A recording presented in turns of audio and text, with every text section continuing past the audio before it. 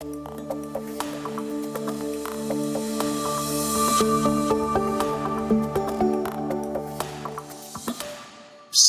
Mitt, your evolution, and this is my characterization, was almost hook or crook, getting the money I can from any legit source, friends and family, literally, then private equity, big guys and so forth, and then fully integrated, your own funds, soup to nut, right? You run the properties, you raise the funds. Talk to me about that evolution strategically. Yeah. Look, I think we all have to start from somewhere, right? And our roots are, again, I'll go back to this, great American dream story that exists today. If you look at, again, what Noble's niche is today, there out of, again, 60,000 hotels, there's, a little less than 10% of them that are our target. 5,500 hotels or so, $150 billion of assets, 80% owned by mom and pops, 20% owned by institutions. And those mom and pops, they raise money through friends and family. They go and build a great $40 million hotel. They get a $30 million loan from their local lender. They sign full recourse and they pass around the hat for $10 million around the community. That's how we started. Again, the numbers were a lot smaller back then, but same kind of example. And that's kind of how we built the business from 93 to 99. And then I think, a lot of our collective, group success gave us visibility to partnering with, some great real estate, private funds that taught us how to think about being an institutional fiduciary, right? And we really cut our teeth with some best-in-class, institutional investors.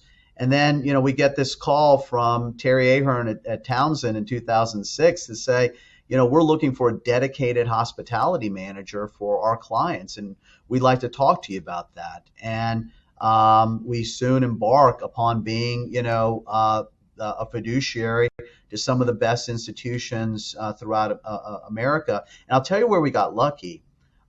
Really, really fortunate in that our group of LPs that we started with were not only some of the very best, well-known, most respected.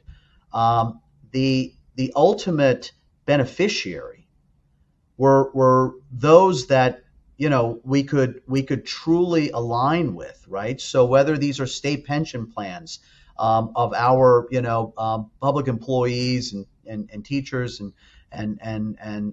law enforcement and the like, or their universities where you're helping for kids to go to college, or you're thinking about giving back in a material way in our communities.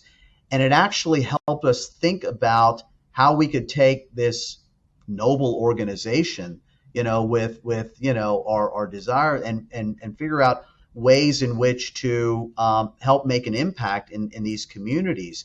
And what I'd say to you, Peter, is that part of this evolution, as you're a real estate investment manager, it's sort of like, I'll go back and again, I'll use the sports analogy. Like you're a kid and you're doing really well and you want to go play, in college, and then you want to go play, professionally. Well, being an institutional real estate investment manager is the professionals. It's the big leagues, right?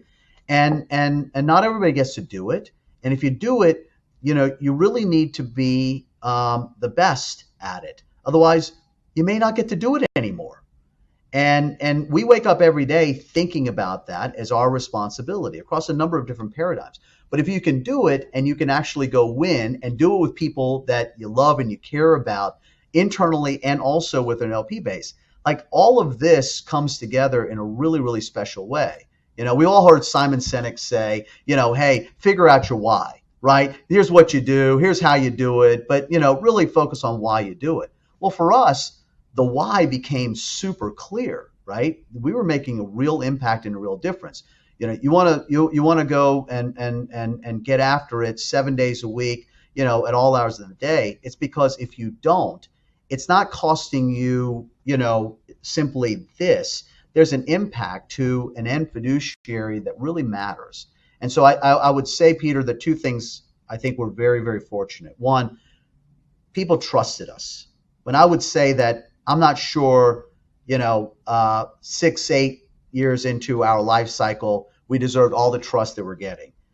But because of that trust, it gave us enormous energy to go and focus on the things that mattered. That now I focus 28 years later, and this 100% fully realized track record up until our most recent fund that we realized all through every one of the cycles that I mentioned earlier. There's no chance we'd have been able to do that if not for the belief and trust that others gave us. And I will also say, now go back to this next 20 years, that trust has to continue to get earned every single period of time as we go forward.